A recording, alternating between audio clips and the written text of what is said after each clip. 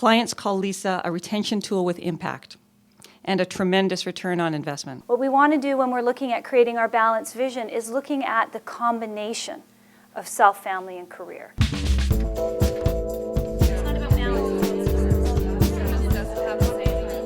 I'm managing a branch, so I think I can use some of these techniques when I'm coaching my staff and helping them to overcome the challenges that they have.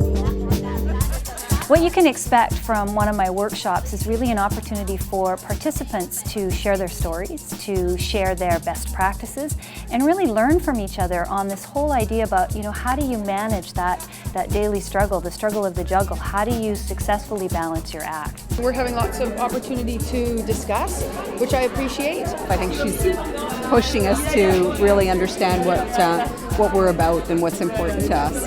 When we set up workshops like this, part of the success of them is really the audience complement itself.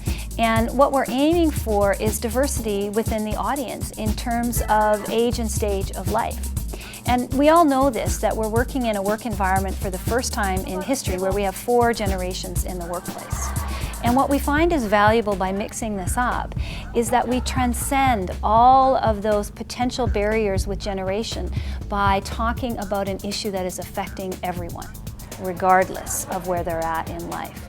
The other value that is more work-related was teaching, and so I'm going to basically formalize a goal around teaching for next year. It's not about having it all of the time, but about having what matters most. And I think it's probably aligning my core values to what I do every day is probably most important to me.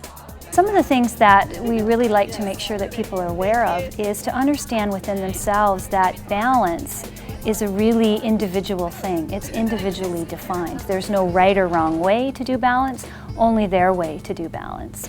And it can look very different for different people at different times in their life.